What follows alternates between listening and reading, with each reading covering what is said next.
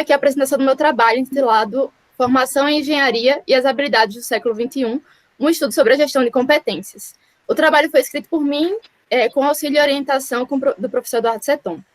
Iniciando aqui pelo contexto, a gente vivencia hoje, para além de um mero desemprego cíclico, um desemprego estrutural. Isso significa que o currículo e as habilidades comumente formatadas nos profissionais não são mais habilidades demandadas por esse novo contexto, por esse novo mercado. Isso muito por conta das tecnologias 4.0, que modificaram muitas estruturas desse sistema e acarretaram diversos impactos, né, nos empregos e na empregabilidade. Assim sendo, o objetivo do trabalho é elucidar o principal conjunto de habilidades necessárias ao profissional do século XXI, e mais especificamente ao engenheiro do século XXI, a fim de constituir uma referência para os profissionais de formação e para as instituições educacionais, a fim de promover um melhor desempenho desses profissionais no mercado de trabalho.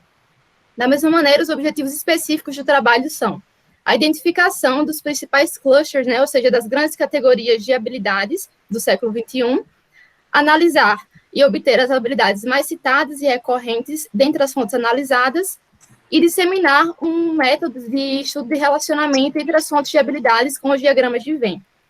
Além disso, também são objetivos específicos a listagem de ações estratégicas que prometem acelerar a adaptação, né, desses trabalhadores a esse novo mercado de trabalho e também a disponibilização do tesouro, que tem como objetivo facilitar a compreensão dessas habilidades do século XXI e suas categorias e relações hierárquicas.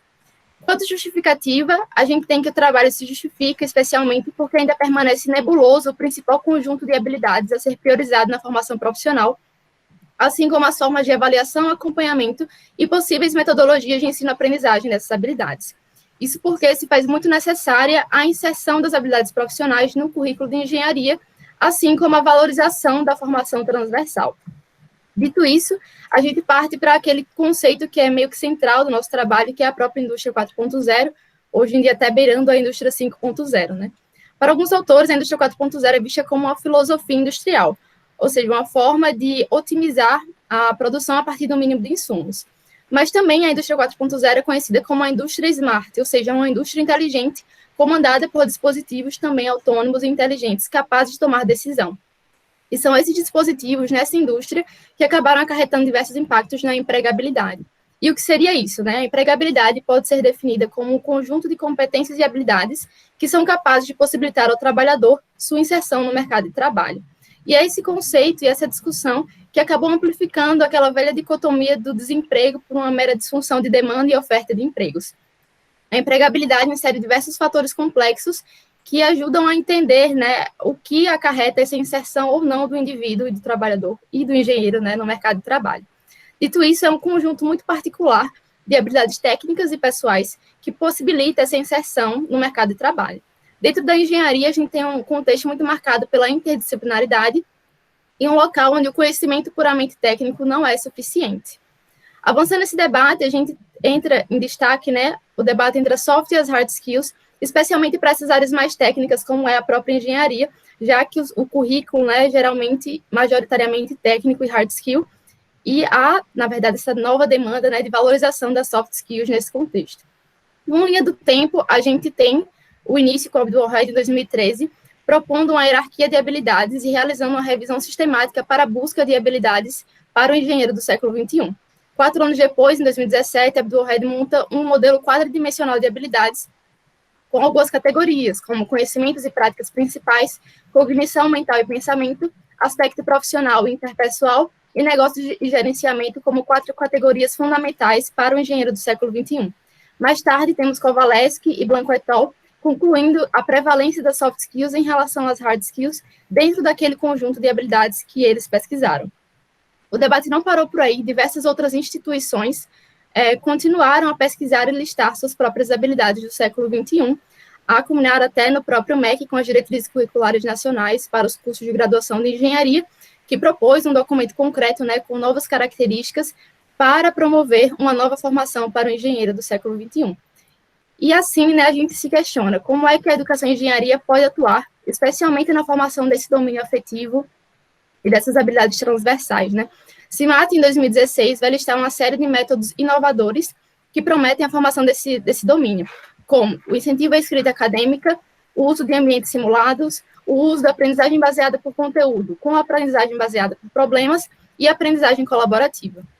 A partir desses conceitos teóricos, né, a gente passa para o passo a passo do nosso trabalho, que iniciou com a revisão bibliográfica e documental, primeiro nas tecnologias 4.0 e na indústria 4.0, os conceitos de empregabilidade, nas habilidades do século XXI e modelos e categorias de habilidades, na educação e engenharia, uma revisão conceitual sobre estruturação de tesauro, e também nos diagramas de Venn e elementos básicos do Python.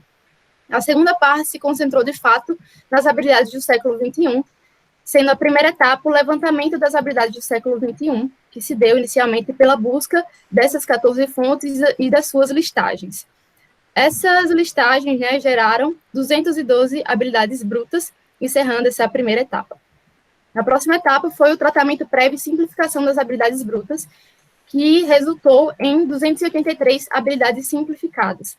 Essas habilidades simplificadas depois foram abarcadas, né, abrigadas e organizadas num tesauro de habilidades. Para a execução desse tesauro, primeiro foi realizada a definição de cada uma dessas habilidades, nas quais, né, as habilidades simplificadas foram todas definidas, o que resultou no apêndice B do trabalho. Para isso, a gente buscou as definições das próprias fontes, em dicionários de competências, dicionários da língua inglesa e também em artigos. Finalizada essa etapa de definição, foi realizada a classificação em clusters, né, ou seja, grandes categorias de habilidades. Para isso, a gente analisou 4 referências de classificações, né, das próprias fontes, para montar nossas próprias categorias, as quais foram habilidades de literacia digital, relativas a tendências de mercado e tecnologias, competências cognitivas, habilidades de aprendizagem, pensamento e criatividade, relativas a raciocínio e aprendizagem, competências cognitivas, conhecimentos básicos e principais, relacionados à matemática básica, fundamentos disciplinares, negócios e gerenciamento, relacionados a empreendedorismo, análise de negócios, habilidades interpessoais, intrapessoais, práticas principais, que estão diretamente relacionadas às práticas de mercado e experiência prática, e condições externas, que não foram vinculadas, compreendidas, na verdade, como habilidades, mas sim como condições inerentes à existência humana, como dignidade e igualdade e equidade. Finalizada essa etapa de classificação em clusters de habilidades, foi iniciado o estabelecimento de palavras-chave. E como isso se deu, né? A gente vinculou, né, cada habilidade simplificada a uma palavra-chave. Exemplo, pensamento analítico, pensamento crítico e análise crítica foram vinculadas às habilidades de análise. Já a aprendizagem ativa e estratégia de aprendizagem foram todas vinculadas à estratégia de aprendizagem, resultando, assim, em 70 palavras-chave ao todo, que abarcaram aquelas 283 habilidades simplificadas. Finalizado isso, foi iniciada a construção do tesauro propriamente dita, né? Iniciando pela organização dos clusters, né, das grandes categorias, que abarcavam palavras-chave, e cada palavra-chave abarcando a forma com a qual aquela palavra-chave aparecia na literatura, né, ou seja, as habilidades simplificadas e suas definições. Depois disso, foi realizada a análise quantitativa inicial, que teve como objetivo obter o primeiro conjunto de habilidades essenciais, ou seja, de 5 a 6 habilidades mais citadas nessa análise. Finalizado o tesauro, foi iniciado o processamento dos diagramas de Venn, né, que foi a forma que a gente optou para estudar as interseções de habilidades. E para isso a gente criou tanto diagramas de Venn numéricos, quanto a criação de nuvens de palavras de Venn. Mas o trabalho foi centrado, né, nesses diagramas de Venn numéricos. E esses diagramas tiveram como objetivo avaliar a coerência e as interseções das fontes que possuíam as 6 habilidades mais citadas, e assim obter mais um conjunto de habilidades para comparação. Aqui são exemplos, né, de diagramas de Venn numéricos com 5 e 6 fontes, mostrando as interseções numéricas entre eles. A segunda parte, né, foi a criação de nuvens de palavras de Venn, que foram vinculadas a análises complementares, ou seja, não foram análises centrais no trabalho. Aqui é um exemplo de nuvem de palavras de Venn, com 3 fontes, né, OCDE, Harvard e Abdul-Wahid. Para a plotagem desses gráficos, né, desses diagramas, a gente utilizou um código na linguagem Python, que iniciou com a listagem de cada uma das fontes inserida no arquivo txt, e cada um desses arquivos foram inseridos em listas de Python, e, posteriormente, arquivados em sets. Nessa etapa de passagem de lista para sets, a gente teve que habilidades que estavam duplicadas ou triplicadas, ou seja, foram citadas mais de uma vez por uma mesma fonte, foram unificadas, ou seja, não tiveram mais duplicações. Nessa etapa, ocorreu a criação das nuvens de palavras de Venn. Esse aqui é o código utilizado para isso. E depois o código continua, só que dessa vez com 7 sendo abarcados em dicionários para a criação dos diagramas de Venn numéricos. Essa parte aqui é o código utilizado para a criação desses diagramas de Venn numéricos. Finalizada isso, é realizada a análise final dos conjuntos obtidos, a fim de ter, de fato, um conjunto final de 5 a 6 habilidades. Agora, a parte dos resultados da análise quantitativa inicial para os clusters. A gente teve essa distribuição aqui de frequências, né? Sendo a primeira categoria mais citada, as habilidades intrapessoais, com 30,7%. Depois dessa categoria, entram as habilidades interpessoais, com 29,3%. E a terceira categoria mais citada são as competências cognitivas, habilidades de aprendizagem, pensamento e criatividade, com 21,6%. Dessa forma, a gente tem que mais de 80% das habilidades são desses 3 clusters que já foram citados. Agora, os resultados da análise quantitativa inicial voltada às palavras-chave. A gente teve aqui essa distribuição de histograma, né, de frequências de palavras-chave. A partir disso, a gente pode dividir, né, esse gráfico em três partes. A primeira são as habilidades com só uma menção, depois as habilidades intermediárias, com 2 a 8 menções, e o conjunto de habilidades principais, que foram mencionadas de 9 a 21 vezes. A partir disso, a gente pode visualizar, né, outra forma de analisar esses dados também. A gente teve que 11,66% das habilidades foram habilidades com apenas uma menção. Depois, 33,57% são habilidades com entre 2 a 8 menções, e o restante, né, mais de 50% das habilidades são contempladas em 12 palavras-chave, que são comunicação, habilidades de análise, trabalho em equipe, liderança, literacia tecnológica, autorregulação, resolução de problemas, adaptabilidade, criatividade, abertura intelectual, literacia básica e estratégia de aprendizagem. A fim de montar um conjunto mais coeso, né, a gente optou por fechar nas 6 habilidades mais citadas, tendo em vista que literacia tecnológica e autorregulação têm o mesmo número de menções, então fechamos em 6. A primeira habilidade mais citada é comunicação, que aparece 21 vezes nas formas de apresentações orais, síntese, comunicação assertiva, comunicação e escuta ativa. Uma definição que pode ser vinculada é a habilidade de se comunicar de forma confiante, sem agressividade, nas mais diversas formas, né, escrita, corporal, oral ou verbal, apresentando escuta ativa e sabendo apresentar de forma adequada aos mais diversos públicos, sabendo convencer alguém de uma ideia ou apresentar uma ideia a alguém.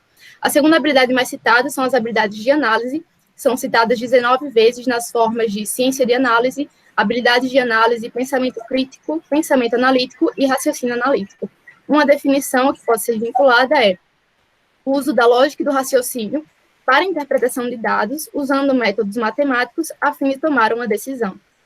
A terceira habilidade mais citada é trabalho em equipe, que é citada 18 vezes nas formas de trabalho em equipe, cooperação, colaboração e coordenação. Uma definição que pode ser vinculada é a habilidade de trabalhar e cooperar eficientemente em uma equipe diversa, multicultural e interdisciplinar. Outra habilidade bastante citada é liderança, que foi citada 13 vezes, nas formas de gerenciamento de pessoas, influência social e liderança. Uma definição que pode ser vinculada é engajar, interagir e liderar e influenciar em prol de um objetivo comum, a fim de impactar comunidades diversas. A quinta habilidade mais citada é a autorregulação, que aparece 12 vezes na literatura, nas formas de autoeficácia ou autoorientação positiva, automotivação, autodireção e autorregulação. Uma definição aplicável é a habilidade de regular e monitorar a própria eficácia, metas e direcionamentos em prol de um objetivo comum no alcance de uma meta.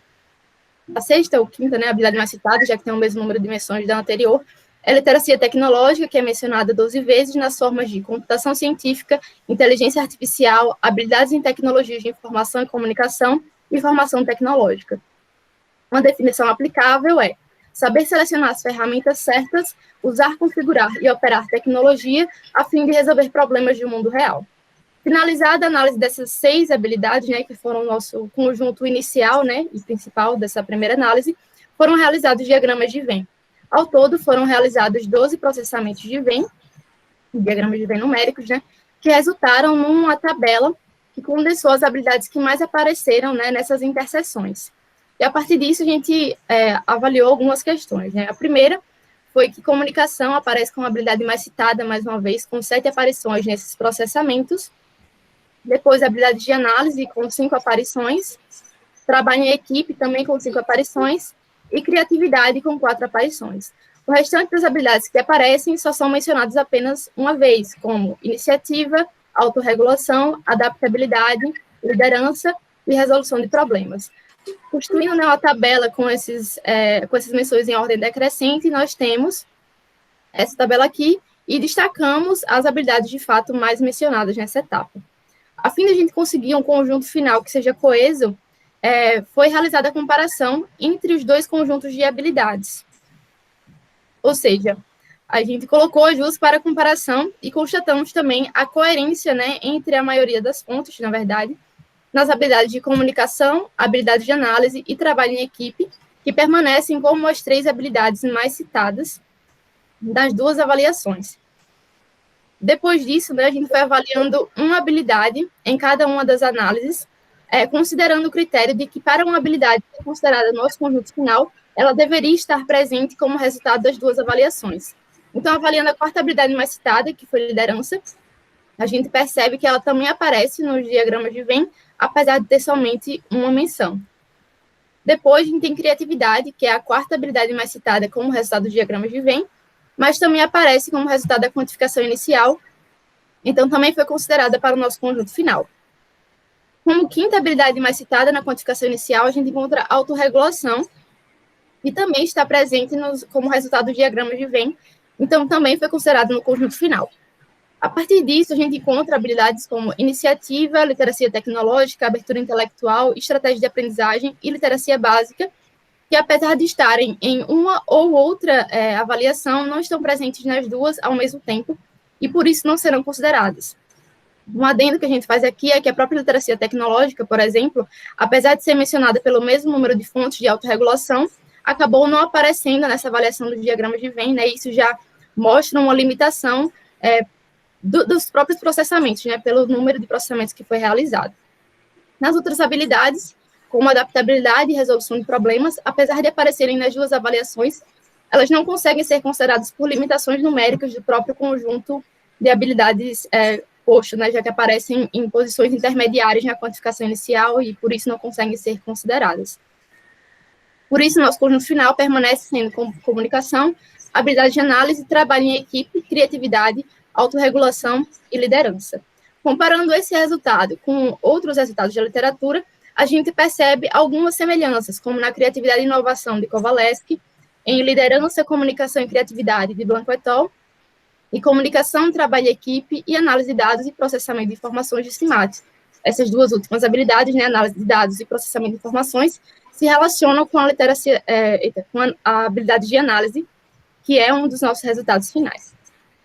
Outras considerações a serem feitas, né, é que, apesar de não ser um produto final do nosso trabalho, a literacia tecnológica aparece de forma semelhante, né, em outros autores, como na lista de Kowalewski, em capacitação em tecnologias habilitadoras, e também na lista de Simat, como uso de software computacional.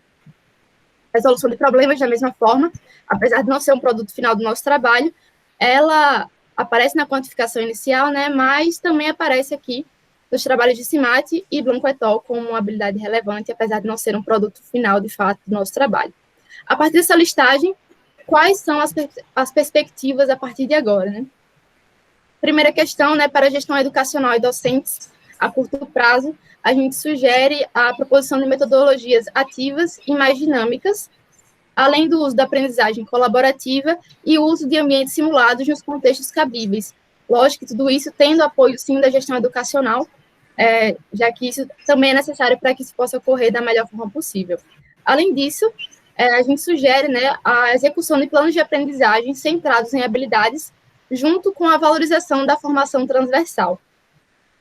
Além disso, a curto prazo, né, é interessante que os docentes continuem incentivando seus estudantes a participarem de grupos discentes, como PET e empresas juniores, já que são propostas que abrangem, né, incentivam o protagonismo estudantil e a própria valorização da formação transversal em ambientes mais colaborativos, como o caso do PET, ou a simulação de ambientes mais corporativos, como o caso das empresas júniores. A médio e longo prazo, a gente sugere a conexão e integração dos módulos didáticos dos cursos com as habilidades transversais e, de fato, a ocorrência da modernização do currículo de engenharia como um todo. Para os discentes e profissionais já formados, Também existem possibilidades a serem executadas, né, como a execução de atividades voltadas à pesquisa e à escrita acadêmica, a participação de hackathons de tecnologia, que são eventos voltados para a resolução de problemas no mundo real, utilizando trabalho em equipe, metodologias de design thinking e a própria aplicação de tecnologias para resolver problemas de moradia, educação, engenharia, entre outros. Além disso, propõe-se, né, a atualização das tecnologias das profissionais, especialmente as tecnologias 4.0, para promover uma atuação efetiva nessa indústria, e também a prática de networking, seja na participação de associações profissionais ou estudantis, ou até em congressos mesmo. Quanto ao mercado, há a sugestão de haver uma maior abertura à prática de estágios orientados para discentes, né, e vivências profissionais, a fim de que haja um reconhecimento mútuo de habilidades e também de oportunidades de mercado que podem acarretar numa inserção mais facilitada a esse mercado de trabalho. Além disso, a proposição de projetos, pesquisas baseadas em problemas reais corporativos, competições e outros tipos de parcerias com as universidades se fazem necessárias a fim de fortalecer essa ponte entre o mercado e a área acadêmica, que ainda são vistas de forma muito dicotômica. Para o governo, são propostas questões semelhantes, mas mais voltadas para um papel social, como projetos integrados com a tríade universitária, que implicam na resolução de problemas voltados para as comunidades locais. Dessa forma, como conclusões, né, a gente tem que o trabalho cumpre seu objetivo de listar um conjunto final e essencial de habilidades para a formação do engenheiro do século XXI, inclusive reiterando a valorização da formação transversal nos cursos de engenharia pela demanda, especialmente das habilidades de comunicação, trabalho em equipe, criatividade e liderança, assim como ressaltamos a formação técnica necessária para a atuação nessa indústria, nessa nova indústria, né, pelas habilidades de análise. Além disso, a gente confirma a valorização dos soft skills em detrimento das hard skills, especialmente nessas áreas mais técnicas, né, como a própria engenharia. E também ressaltamos a importância da existência de trabalhos futuros, especialmente voltados para avaliar melhor essa questão da literacia tecnológica, que apesar de não ser um resultado final do nosso trabalho, a gente compreende a importância e a necessidade dessa literacia para uma melhor inserção nesse mercado e nessa indústria 4.0, beirando a 5.0. No mais, a gente ressalta a relevância do trabalho para a compreensão das habilidades do século XXI, especialmente pela disponibilização do tesauro e das relações estipuladas por ele, né, que acompanham o trabalho, e também a importância de utilizar as habilidades como objetivos de aprendizagem concretos, a fim da boa execução da gestão de competências. Por fim, a gente joga a reflexão, né, de que, apesar desse ser aparentemente o primeiro TCC em educação e engenharia, a gente reitera que a pesquisa em educação também precisa ser feita por pessoas da área de engenharia, já que essas estão diretamente relacionadas à nossa formação. Por fim, aproveito para agradecer a PET Engenharia Civil, sem a formação que foi me dada transversal, né, eu não seria capaz de fazer esse trabalho, e também a Universidade Federal de Alagoas por ter me dado as condições para finalizar o trabalho também. Agora eu fico à disposição da banca, as considerações e sugestões, e agradeço a presença e a atenção de todos. Muito obrigada.